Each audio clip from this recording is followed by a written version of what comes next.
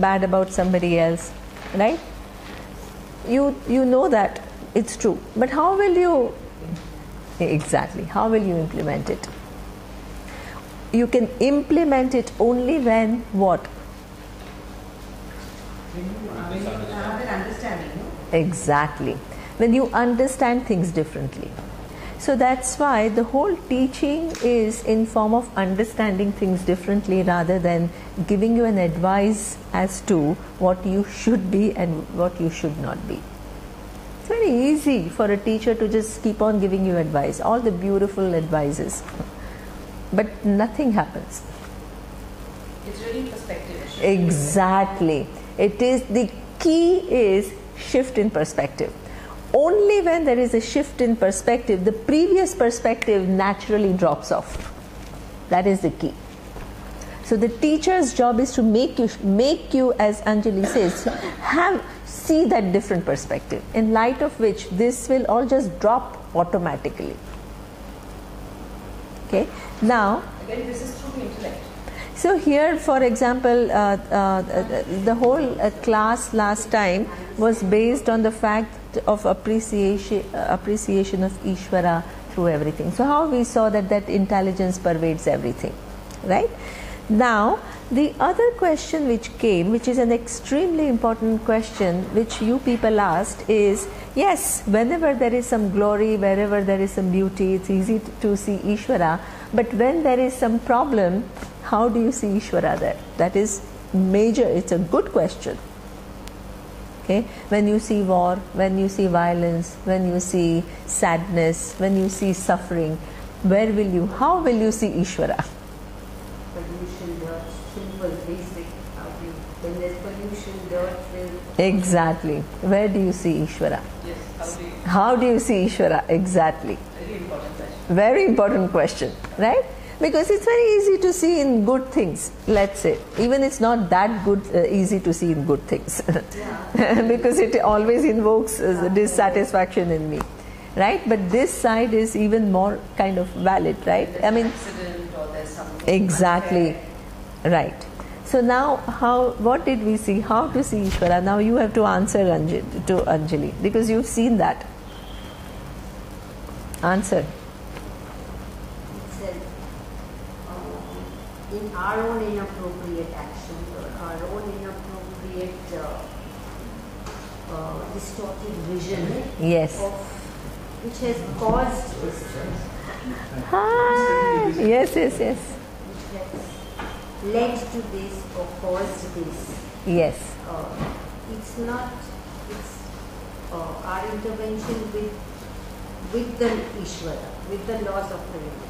There is an intelligence put together, but it's our own distorted way of doing things which are considered. Excellent. Did you get what she's saying? I couldn't understand how. We are not the cause in the matter. So Okay. Now, in order to answer this question, you need to understand what is Ishvara. So now the discussion is that we are doing this verse, chapter 10, 41, that wherever there is vibhuti, see it as Ishvara. Okay. So last time they asked this question, it's relatively easy to see Ishvara in all the vibhutis, all the wonders and all the glories. But how do you see Ishvara in violence, in war, in confusion, in suffering? How do you see Ishvara? Right? So this is what, because if your understanding of Ishvara has to be total, you can't see those acts as acts of something else. You have to include Ishvara into that. So how do you do that? So one way is to re-understand what we mean by Ishvara. Okay? The minute you think that Ishvara is one entity controlling my life from outside. right back. Yeah, could be this one. So Ishvara. I don't know. Rupa nearly went flying. Sorry. No I don't problem. want him falling. So you need to understand what is Ishvara. Right? If Ishvara you think is one person out there which is all powerful, right, and has only all the positive qualities. Okay, we attribute what all the positive qualities to Ishvara. What kind of qualities? Compassion, love, all these are the qualities of Ishvara. Then the next question is, where do sadness come from? Where does jealousy come from? Because that is not something that belongs to Ishvara. So then we create another force. What is that force? Devil. Right? And then we say there is one force which is Ishvara, which is all good, and there is another force which is all bad. And then what is happening? There is a constant fight between the good and the bad. And that goes on. And what do you see more? If you just look at the world, what do you see more? Yeah, you see more of violence, wars, suffering than all the good things. Right? So then what happens that if you're logically thinking what you would think, devil seems to be what? Or evil seems to be stronger than God. And this is exactly the problem that Carl Jung had. Carl Jung is one of the very big psychologists. He was a student of Sigmund Freud. And he said that if you attribute only good things to God, and then there is another force which brings about all the bad or negative things, then this God becomes very powerless, because he's constantly fighting towards these bad things, which is so much bigger. And he says, if it is a force which is struggling against the devil, why should I pray to that God? Because it's equally powerless as I am. So you get into these logical, if you don't understand Ishvara accurately, you get into all these logical problems. So there is no choice, but you need to re-understand what Ishvara is. Ishvara is not some force out there, one entity which is governing your life. You need to re-understand Ishvara as that intelligence which what? Pervades the universe and governs the universe through series of laws. When you understand that, then does Ishvara have one will? I am going to give suffering to X person. Does it have a will? Do the laws have a will? No. No. For example, if somebody falls, just doesn't see the thing on the first floor and somebody falls down, right? Do you say that the laws of gravity are cruel?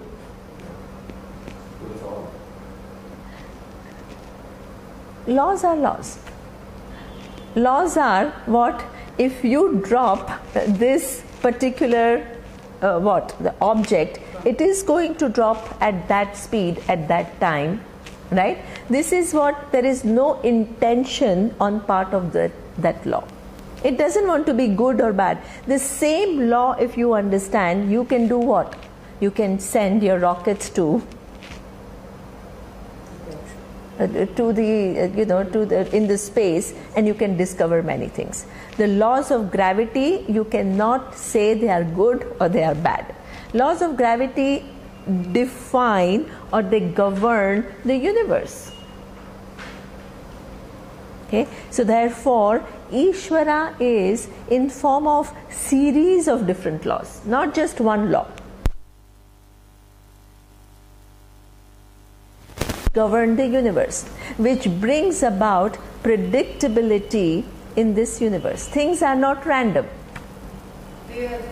So therefore, for example, where as Neeta was saying, that when there is all this pollution and you can't even breathe properly, how do you see Ishvara there?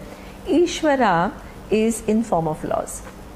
If you use your free will and have unsustainable manufacturing, and you're not careful about, right, what do you do with the waste products from your production, it is going to result in what? Pollution. And if you change your course, what will happen? Exactly. So there was a very nice a documentary by Al Gore. Al Gore actually studied the present state of environment, and he said these are the different causes which led to the deterioration of environment. A lot of it was what? Our own actions, our own choices. Mindless consumption. Okay, when you have a choice between more eco-friendly technology and a less eco-friendly technology, you choose the less eco-friendly technology because it's more profitable. These are the choices for which not only you have to pay, but the future generation, the posterity also has to pay for that. Okay. Then what he said is, if we want to change the state of the environment, what are the actions that we have to do today? Okay, so that means the governing of the universe is what? That if you choose an action which is an inappropriate action, you think in the short run, you think that you're getting away from it because you don't see the direct result the next day. When you make a decision that I'm going to buy more polluting products or manufacture more polluting products, is it that the next day you see the effect of that? You don't see it. So what happens is, because you don't see it, you think that you're getting away from it. So these laws make sure that there is no getting away. Neither getting away for you, nor what? Getting away for, because you are not an isolated human being, you are connected to everything else and everybody else. So that means there is one thing which is a karma that is for you, the other one is what? There is a collective, there is some amount of collective karma. What does it mean? So you live in a city like Bombay, right? Each one of you, each one of us has to go through certain common problems. Bad roads, traffic, pollution. So we all have to suffer as though we go through, and this is a result of action of either one of you? No. It's a collective action which is producing what? A collective result. Right? Because all of us, it is affecting not only one person, it is affecting many people. Okay? But even though there is a collective result, how that traffic affects you and how that traffic affects me, there is a difference. How is there a difference?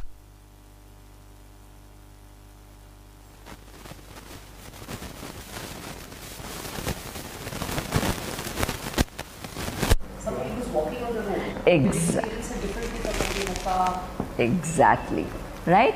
So that means, that is exactly what Anjali is saying is, even though we all have to face the same problem, there are individual differences with reference to how it individually impacts you. If you are driving in an air-conditioned car, right, with a which has very sophisticated mechanism to eliminate the coming of the the pollution, is it affecting you more or less than somebody who's walking on the street? Definitely less. Definitely less. Those who are walking, they're traveling by train, and they can't even breathe because they are suffocated with so many people around, plus the outside air is so polluted, then are they what? More. So that means that there is, within that collective karma, there is an individuality. Your unique experiences of how those things are going to affect you or not affect you. Then it becomes even more complex, because as Namrata is saying, then comes your attitude towards it. It can be affecting all the people who are traveling in the train, objectively the same, but what? Depending upon what you're thinking, what happens? Either you increase the impact of that suffering or you reduce that impact of suffering. This is what we call infinite permutations and combinations. This is what is Ishvara. puts it all together. We all have to experience some things, but at the same time, within those similar experiences, there is uniqueness in our experiences based on where we are positioned in the grand scheme of things and our mental makeup, our emotional makeup. Okay? Which are all the different causes which are putting together and determining your unique position are the laws. This is what is Ishvara. Once you understand Ishvara like that, what? Will you show me one thing in which you will not see Ishvara? Huh? Not possible. It's not possible. A criminal. How will you see Ishvara in criminal? Tell me, Rajiv. In a different set of circumstances. Exactly. Right? That means a lot of criminals, if you look at their childhood, what happens? They come from a highly troubled childhood. Childhood that has, everybody has been given certain capacity to, understand that, yeah, okay, I should not be violated, others should not be hurt. But if all that, if you're abused as a child, what happens? Your whole normal understanding of the world gets all distorted. And there is so much pain as a child, you are unable to process that pain. And even a criminal is capable of having kindness to his own child. Exactly. Absolutely. Right? There is a lot of pain which is right there, and it is what? Unaddressed. Because as a child, you are incapable of addressing it. Do you think that when you have pushed it aside, it disappears? No. There are laws. These laws is what we call Ishvara. It will begin to manifest in all the different ways. You will not even recognize, right, how it is manifesting. A very common way, the first point where you see that the psyche of a person is damaged is when it affects one's sense of empathy. Empathy is, what is empathy? Empathy is human brain has been given the capacity to pick up the pain of another person. This is something that Veda has been talking about for years.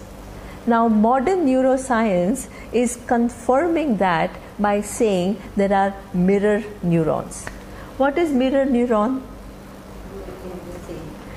Exactly. When I have pain, right, I feel pain. Mirror neuron means when you have pain, my brain is able to pick up your pain. That is what we call, reflect that. That is what we call mirror neuron. That becomes basis for what? Empathy. If I pick up your pain, I know, or I don't like to be in pain, then I also equally know you don't like to be in pain. And what is a human reaction? See what you can do. Exactly. Because for yourself, you cannot stand your pain. So what is your first reaction? How to get rid of this pain? So now if you pick up the pain of the other, what should be your reaction? The same. What can I do within my capacity to what? Reduce, exactly, to help this person. Right? This is what we call the laws of Ishvara. Okay. Now imagine that my psyche, because of whatever childhood torture or whatever that I have felt, is distorted. What happens? Through that distortion, sometimes you find human beings, they get pleasure from somebody else's suffering. So that means, what has happened? You've lost that natural programming, you're going against that natural programming. lost touch with the laws. You've lost touch with the laws. You are not in alignment with those laws. Right? This is what we call as sadist. Deviation. There is a deviation. A deviation shows that yes, there is a law, but there are some causes which create that deviation. Now, if you want to help yourself, is it that once you have deviated, you've deviated forever? No. You have capacity to what? Come back to this natural alignment. This is when you ask for help. You first need to recognize that you have deviated from the natural norm and you need to use your free will to what? Come back to it.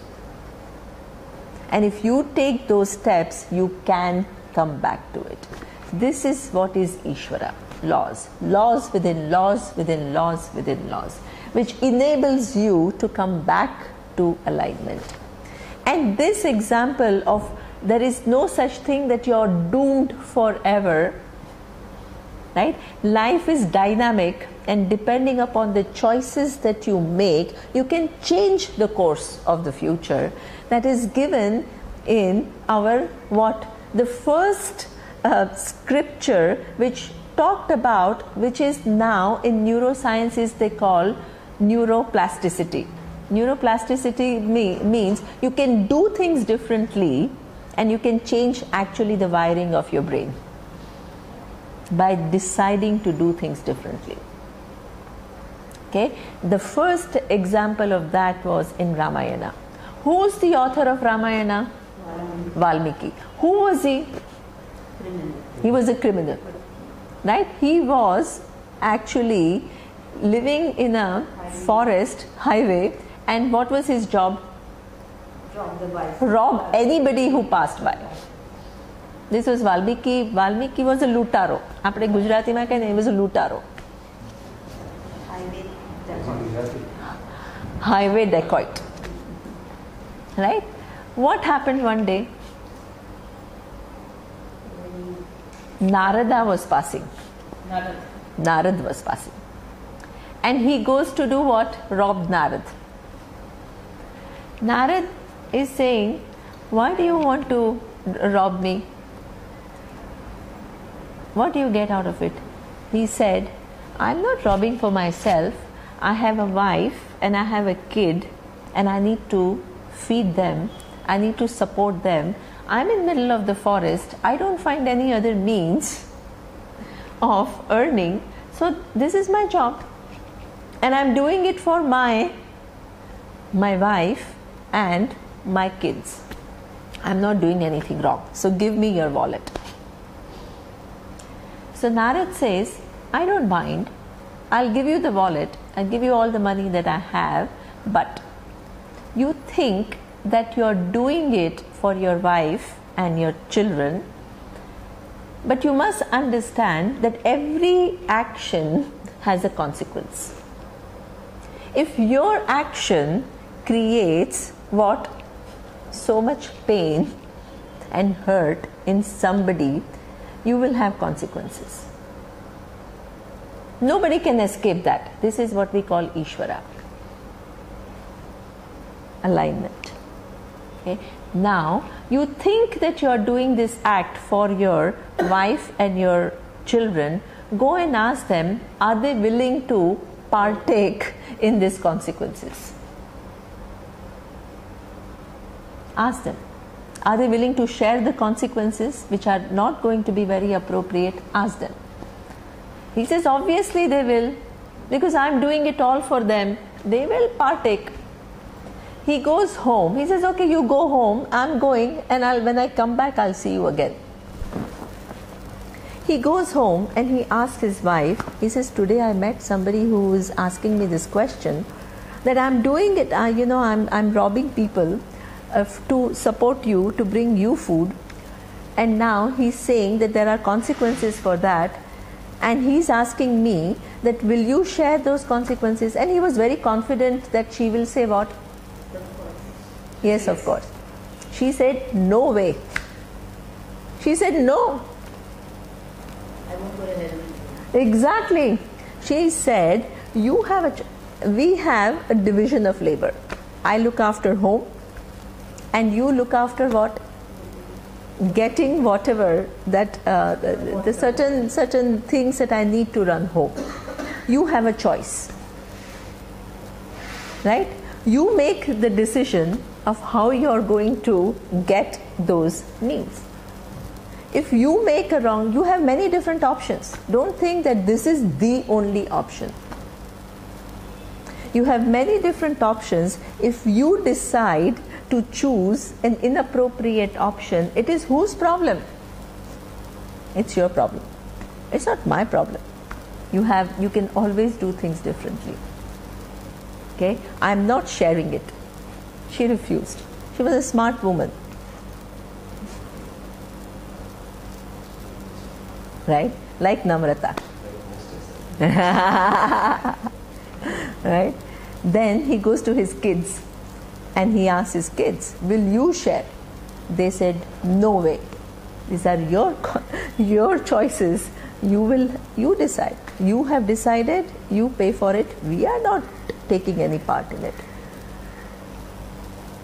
It got Valmiki thinking. He felt that he was doing he justified. This is something which is very important. The minute you go against the laws, what happens? It creates in you, the laws have a way to indicate to you that you are going against the laws. Through what? Through your own guilt. It gives you this feeling of guilt, which is inevitable. This is how the universe is designed. Otherwise, how will you know what is appropriate and what is not appropriate? Through this mechanism of guilt. But you cannot stand your guilt. So instead of addressing and seeing how can I get back to track in line with dharma to eliminate this guilt, what do? We try and justify. We have to come up with some kind of a reason which gives license for us to do those things. Okay, and that's how we continue. Then one day that justification is creating what? Further and further what? Deviation. Life gets so complex and everything what? Falls apart. Hopefully, what will happen? Somebody who will take you back to life. Exactly. You will find everything starts shaking, and then hopefully you will find somebody who will say, hey, as long as you are going on a wrong track, the complications are going to be more, it's not going to be less. So the only way to straighten your life is to change your thinking. And this is where the attempt becomes to come back in alignment with dharma. And that's exactly what happened to Valmiki. All his justifications which he was justifying for years, it all just fell apart. When Narada was coming back, he goes to see. And he says, my God, you've taught me a lesson. For years I believed that I did it for some reason. Now I understand that this is not the right thing to do. So how should I get back in alignment with dharma? So that possibility is always given. He said, you don't have to do anything. You sit there and you do japa of what? Mara, mara, mara, mara, mara, mara. What is mara, mara, mara, mara, mara? Rama, Rama, Rama, Rama, Rama. Right? That shows that Ram, Ram, Ram, Ram, Ram, what does it show? Once you decide to help yourself and you take the understanding of Ishvara on your side, that Ishvara is in form of dharma and I have no choice but to be in line with dharma if I want to have a good life. That is you make an effort. You make an effort to be in line with that dharma. For years he practiced that, and what happened? He became Valmiki. Valmiki. Well, his kids. Sorry? Meanwhile, what happened to his child and his wife? Also, that don't know. But at least that is a symbolic thing of he sat there. I mean, the story goes that he was so absorbed in this Ram, Ram, Ram, Ram, Ram that there was an anthill that was around him. That is the story. Right? The next time Narada was passing, he sees this anthill, but from that anthill, what was coming? Rama, Rama, Rama, Rama, Rama, Rama. Then what does he do? He takes away that anthill and comes who? Not that Lutaro. Who? Valmiki. One of the most, what? It is his work Ramayana is it's a beauty. Beauty in terms of human relationships. How in amazing hardships you stick to dharma. Beautiful. Okay. How you stay free from this resentment. No matter what difficulties you go through, you are proactive. You do what needs to be done without carrying this resentment towards his stepmother, resentment towards his brother. Nothing. Okay. So this is what I mean. The portrayal of characters are just beautiful. Okay. Valmiki. So that means you're able to change. And you're at any given point in time, you can come back in line with dharma.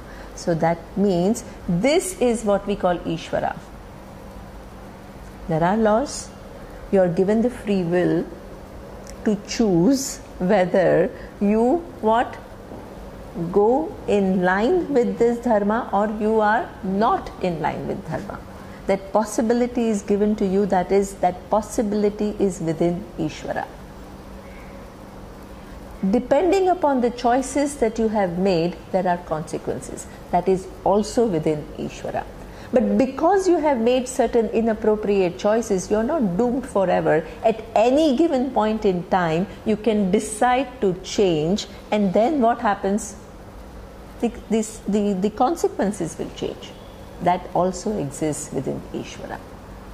When you understand Ishvara existing in all this,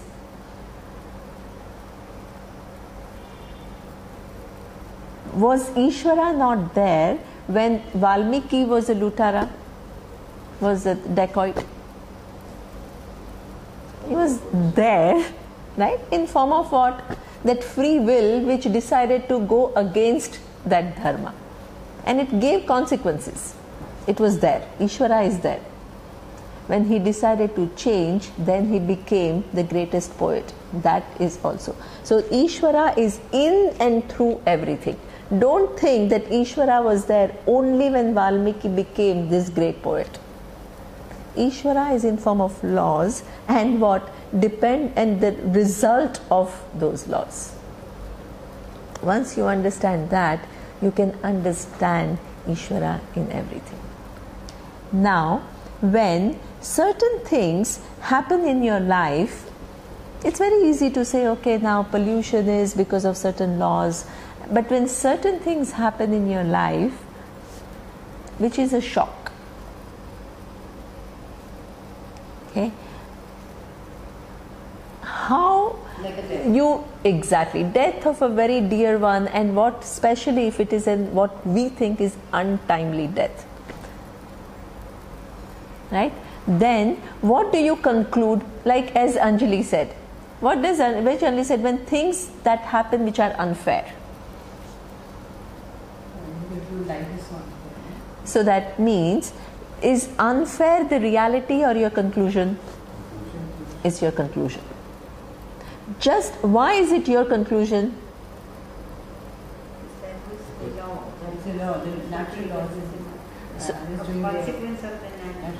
Exactly. Your conclusion, it is your conclusion because you don't know the reasons why it happened to you. You don't know why this particular calamity came to you.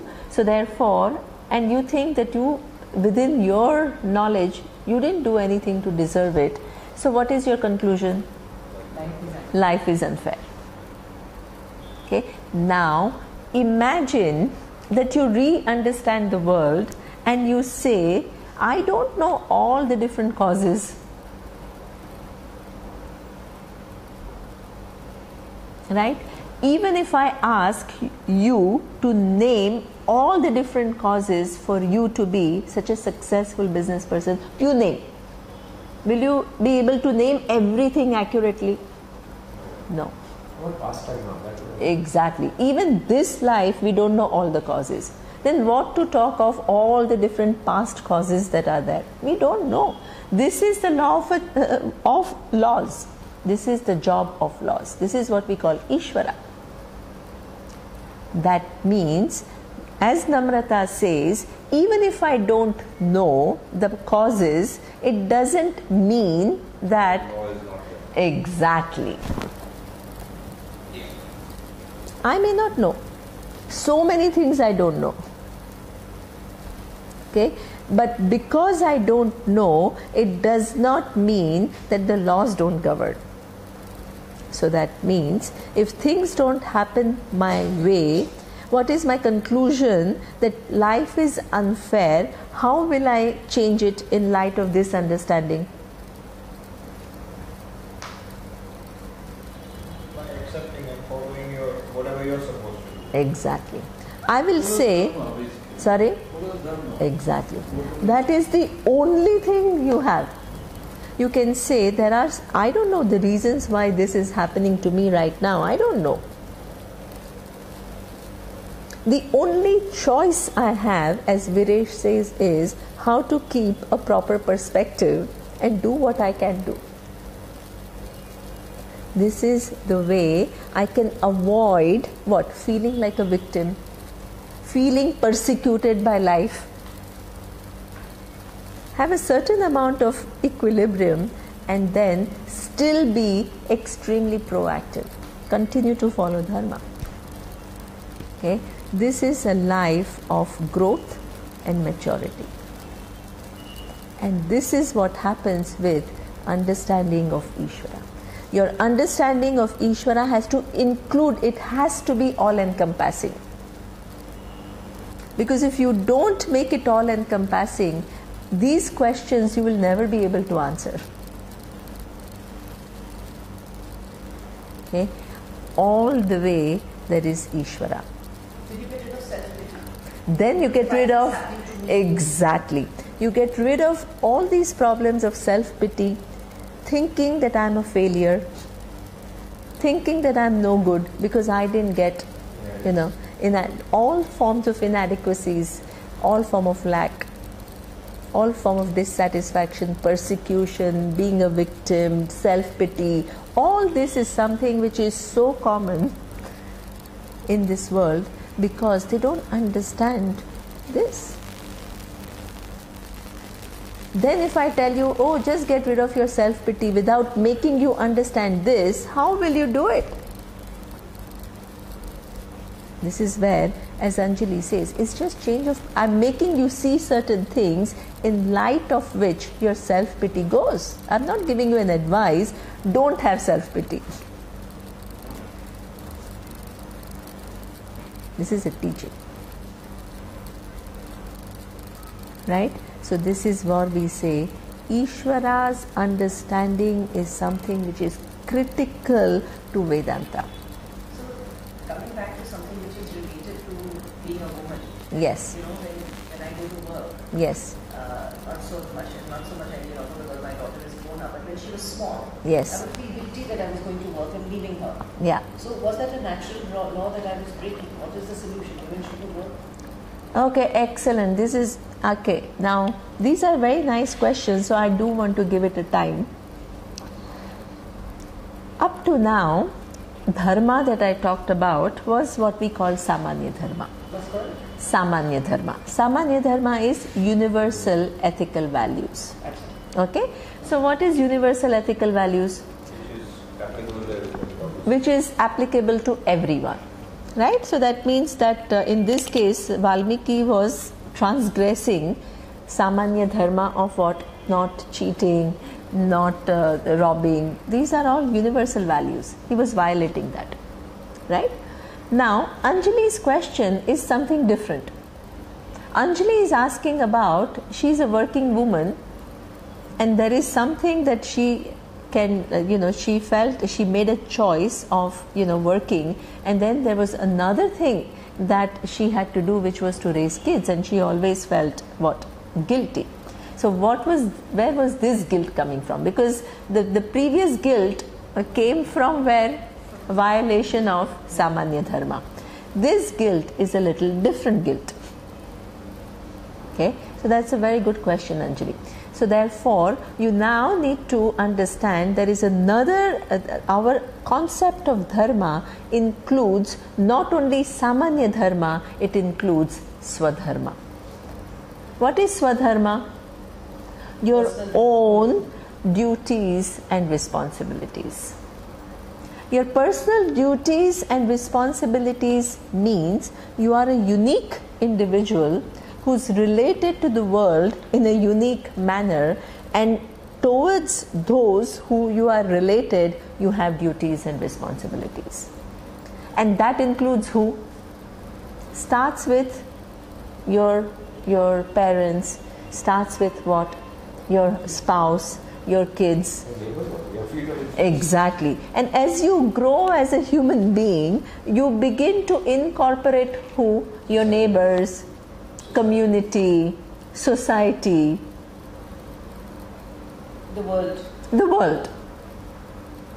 And the best example of that, I was doing Bhagavad Gita in my Malabar Hill class, and the first verse, I will just deviate a little bit because now you need to understand a few things, right? The first verse was, Dhritarashtra is asking Sanjaya, tell me what is happening in the battlefield between my people and Pandavas. Where was his my? With the Kauravas. With Kauravas. Yeah. Right? His my was confined to Kauravas. And when Arjuna analyzes the same thing, what does he say? They're all my people. Right? His my included who? The Kauravas also. The first level, it included Kauravas also. Right? Then he does this analysis and he says, not only my people I have to kill, but what would be the impact of this war on the other soldiers? So those soldiers also became what? His people. Their family. Then he said, generations to come. That became what? Mine. Entirely. Right? Now, both have sense of mind. One, Dhritarashtra, had sense of mind in a very narrow way, which is his own sons. Arjuna also had sense of mind. It's not, we are not, Upanishads are brilliant. They don't ask you to be selfless. They say, Atmanastu kamaya sarvam priyam bhavati.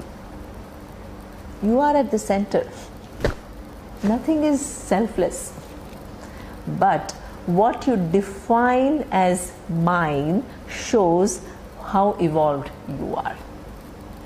Arjuna's mind included Kauravas, all the soldiers, all the women and children that were going to be affected by the war, and then he said, how can I make this choice? So that means his mind was far more evolved than the narrow person.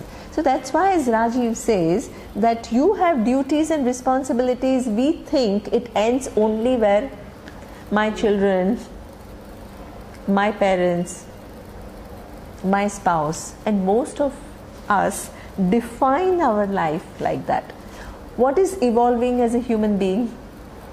To include other things, to include communities, to include neighbors, to include everything else. That shows your growth, how evolved you are as a person. So So that means you have duties and responsibilities towards many different things. So this is what we call Swadharma. Swadharma is you have duties. Now, what is complexity in following Swadharma? What are certain problems that we commonly, exactly, conflict of interest. And this is exactly what Anjali is facing. Conflict of interest. Right? Because duties and responsibilities, not only it includes the society, it also then includes yourself also. Right? So now, on one hand, you have a duty towards your daughter and your children, and on the other hand, you have what? Duties and responsibility towards your own growth, that you remain engaged in the world, that you continue to enhance your own skills and your own capacities, and by doing so, you benefit. If you're doing something meaningful at work, you benefit people. It's not like you don't benefit people. So this is, as Tushar says, that there is a conflict between the duties for what? Different roles. And so what is the choice that one makes? What is the rule? Excellent. Right? There are certain criteria. One is, exactly, one is, as Namrata says, in our daily life what we try to do, we try to balance. Because you can't just take only one and forget everything else. So balancing is something which is very healthy, because generally what happens is, when most of the time, if you're really a career woman, what that becomes like your whole thing, and you begin to neglect children. Or when you are just housewife, then what happens? Whether you are actually instilling right values or not, but every small thing of the child becomes a huge issue, and you keep on dwelling on it, and you lose all perspective, and your mind is just not available for anything else. So we just get carried away by one role, and that role assumes a huge portion, and it totally occupies your mind, and you neglect the other part. So now, what is the job? To make sure that you don't neglect one, and you take into consideration all the different roles. This is what Namrata says is balancing. But at times there is a conflict, and that conflict, if you really begin to think about it, the greatest example was what? Mahatma Gandhi. Mahatma Gandhi was not just one individual like you and me. He was a leader. He was a leader, and what was the aim? To free India from the British. Do you think it's a small job? It's a huge job. How do you challenge British with all their might and all their resources and all? It's just difficult. Okay? He devises a strategy. What is a strategy? Non-violent, non-cooperation. Brilliant strategy. Imagine if the masses don't stop cooperating. How are the British going to run the country? How do you not cooperate? Buying Swadeshi. Right? You buy national goods, and you don't take you don't buy the goods which are made in England. One very clever way of breaking the whole thing. He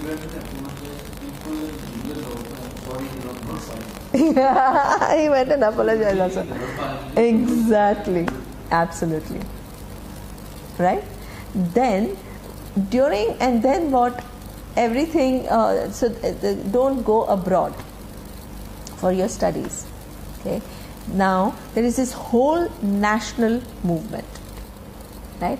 Now during this movement, his own son wants to go to England like his father and become a barrister.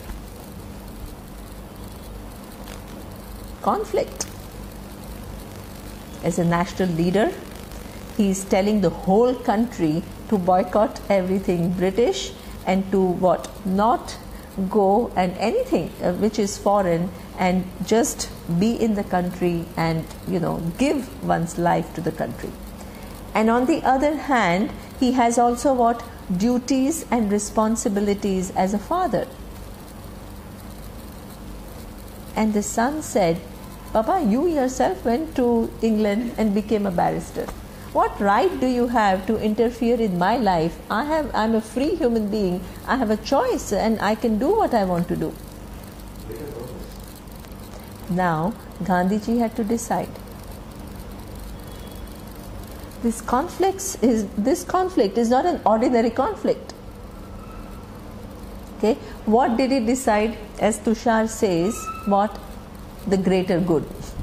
Greater good means, he said, if I tell the whole nation not to buy or not to subscribe to anything foreign, and if I send my own son to England to study, what credibility do I have?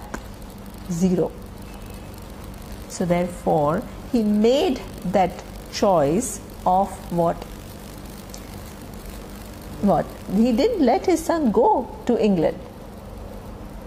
Okay, so that means the whole decision was made with the criteria of greater good. Okay, it was made with greater good, but what probably he forgot was balancing, as Namrata says. There is a movie, it's a very revealing movie, Gandhi, My Father. In that movie, it shows the impact of that decision on his son. The son became crazy. He became a drug addict. He became, he was totally derailed. And he was, at the end, he was like lost in life. He was an alcoholic. He was a drug, So that means, even if you make a choice which is for greater good, you still have the possibility of balancing. He probably could have engaged, we don't know, this is just in hindsight, but this lessons to be learned by us. It's not to judge Gandhiji, but it is more like, through this example, what can we learn when we have a conflict of interest? Probably, even if you're choosing for greater good, the person who is at a loss, if you spend time with that person, you made him understand why you are exactly, absolutely, yeah. You see what I mean? That means you have to engage that person who perceives what? Yes. Exactly. Perceives as though the person has been subject to injustice, and you need to create a dialogue. The application of empathy. Exactly. Empathy. And you need to talk. Lost at that. Exactly. Right? So that, and in fact, when there is a modern day when people talk about Ramayana, it's the same thing. They are all talking about, why Sita was treated so badly and this and that. And actually, Valmiki Ramayana does not go into this whole issue at all. You must know, Valmiki Ramayana ends with coronation of Rama. He comes back from Lanka, and then now Bharat is saying, please take the kingdom back, because I have been running this kingdom as a proxy. I have been putting your Paduka on Simhasana. And there ends Valmiki Ramayana. Later on, this whole story was added by some washerwoman, Bollywood sequel. Exactly, a Bollywood sequel, where he overheard this conversation between husband and wife, and the husband was accusing his wife by saying, Rama is a weakling, he took his wife back, right? After she spent so much time with somebody else, I'm not going to do that for you. Okay, that's a highly controversial. All these feminists, they are like totally against Rama, right? They said like, he is not good, how can he do this to this woman and this and that, right? But what is the point of this story? First of all, it's not there, but even if it is there, what is the point of this story? That he took the greater good of the kingdom. Exactly. About the relationship with his wife. Excellent. Right? So that means when you are, Rama was not just one you and me. He was a leader. And what he did and the decisions that he made, that affected the whole society and the value system of the society. So now, what was... That not only are you a good person, but you have to be perceived to be a good person. Absolutely. And the higher So you this have... that lady was mucking with the perception, so we had to put that right.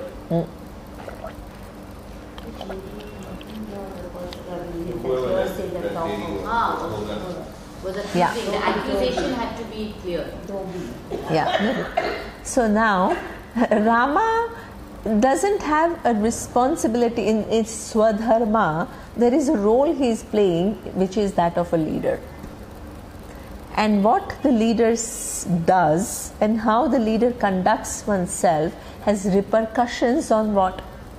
So many people. It's not just like a private person. Okay, so this is what it showed, exactly as I was showing about Mahatma Gandhi. When he's a leader, he has an added responsibility. Here also Rama, as a leader, as a king, he had an added responsibility of how his actions are perceived, what signals they send to the society, and how it then affects the behavior of people in the society. He had to make a choice which would give right signal to the society. And what is a signal to the society? That there is in relationship there is a value for what? Trust. Exactly. That's what is important. One side or the other cannot violate the trust and expect the relationship to be good. This is very important message. It's not a small message. And in order to convey this message, he had to go through whatever personal hardships. Okay? So this conflict of roles is something which has to be handled with certain kind of tact. Looking at your responsibility towards yourself, your responsibility towards your daughter, to come back to your question, Anjali, duties and responsibility towards your own child, and also your duties and responsibilities towards society. Because Anjali is not a small person. She is actually the director of Harvard in Bombay, right? So by doing this, she is doing a big job. So through this, you are helping so many people. She does case studies for Harvard. She helps in recruitment also of students here, and she is just very active. So that means by her work, she helps many people. So that means, but one thing that we can learn to do is to balance, not one over the other. Okay, so that is what we call swadharma.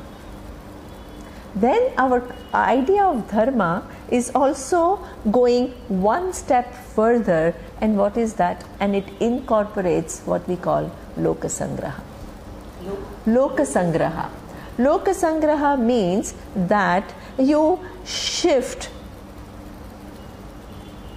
Okay, it's not just what are my minimum duties and responsibilities towards the people and the communities, but how can I do something more than my minimum bit?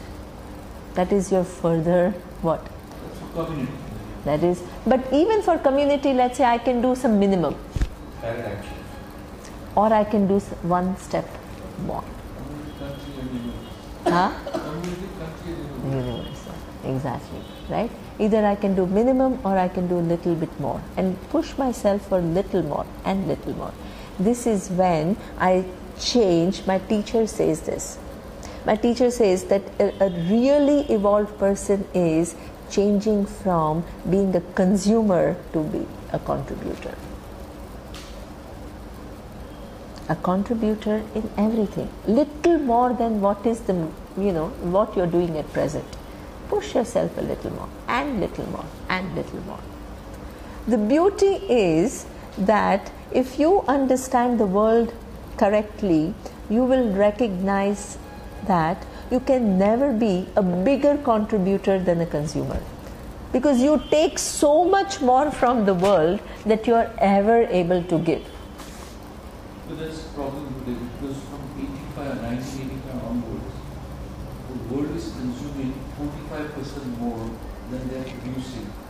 Ecological balance is in destroyed. Exactly. In the space what we are going, you need 6.5 times the world.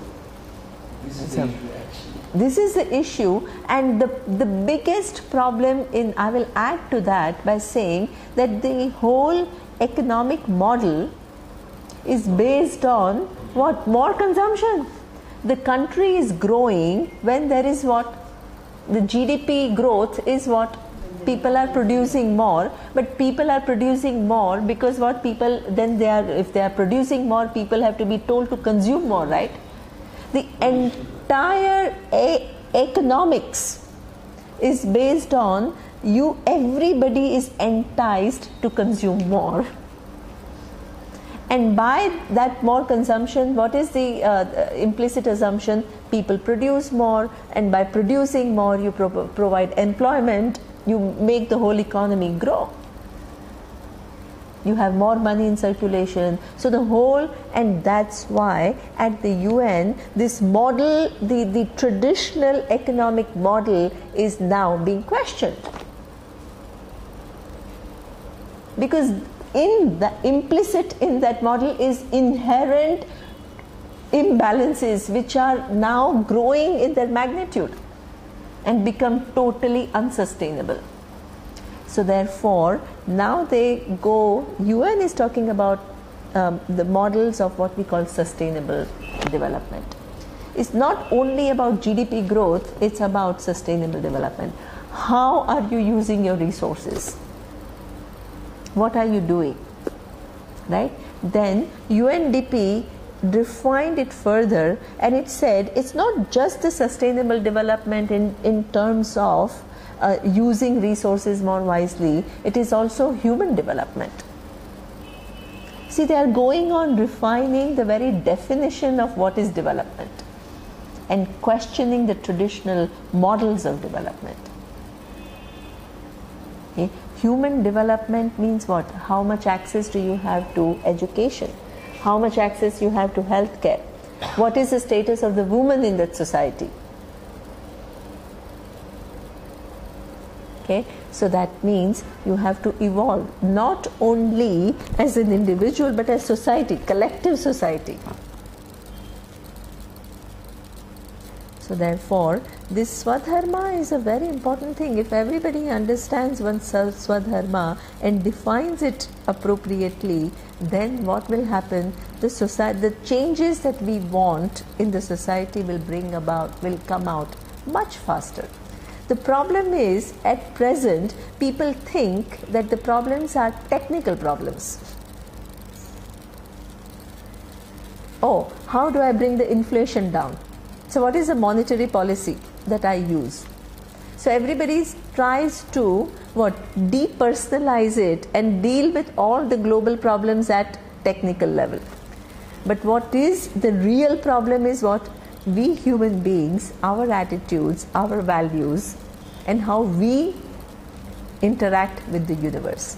Until we change that, no amount of technical capability is going to solve the problems of the world.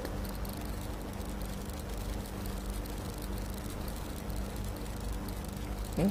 So it is all about this changing of perspective. Spirituality is not only for this kind of a thing. It is living intelligent life now, here and now. The kind of decisions that I make in my business. The spirituality touches everything. What is the perspective that I have? Am I shifting from being a consumer to be a contributor? All these ideas of dharma existed in Bhagavad Gita.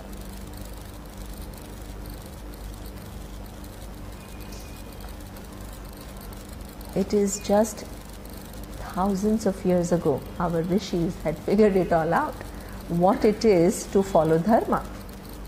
And the definition is not simplistic. It is highly evolved. Okay, and this is what you begin to, the more, and all this with humility. What is the humility? That there is Ishvara which is pervading the universe, and my whole attempt is to be in line with those laws. And by doing that, what? I'm rewarded. That is good. It's good to feel that when you are in line with dharma, you don't see yourself as a loser. If you don't bring in Ishvara, and if you take it only from your standpoint of your responsibility, what is the problem? You think you are doing it, but you are a loser because you are never getting rewarded for it. When you bring in Ishvara, what do you understand? That there is an inherent law which rewards appropriate actions when they are in line with dharma. You will never make a statement that good people suffer and all the people who are crooks get away and they succeed in life. You will not make that statement if you bring Ishvara, the understanding of Ishvara.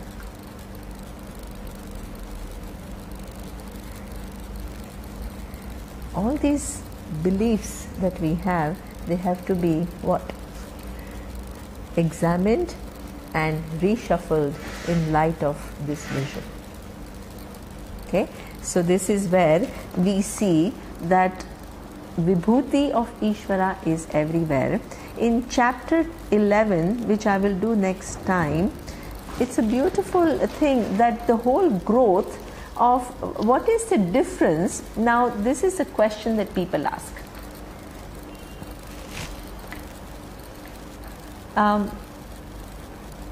The Western ethics talk about roles and responsibilities. I mean, it's not only just, it's not only something that we Hindus talk about. Okay. Modern psychology talks about growth, how to evolve as a human being. Okay. And Gita has an idea, Gita has a whole big vision about what is human growth. Are they all the same? Are they all talking about the same thing?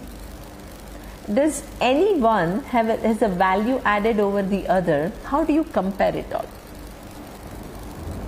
Okay, that means does Gita tell me something more about how to live my life responsibly than the modern disciplines of psychology and ethics?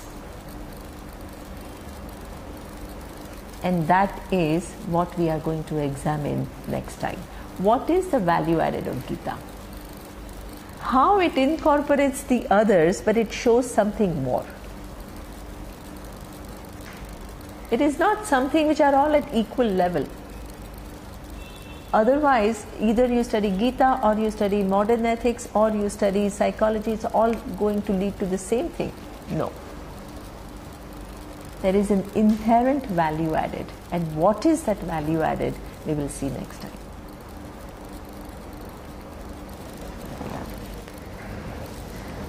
Om Purnamadav Purnamidam Purnat Purnamudachyate Purnasya Purnamadaya Purnamevavashishyate. Om Shanti Shanti Shanti. Om Shri Gurubhyo Namaha. Harihi Om.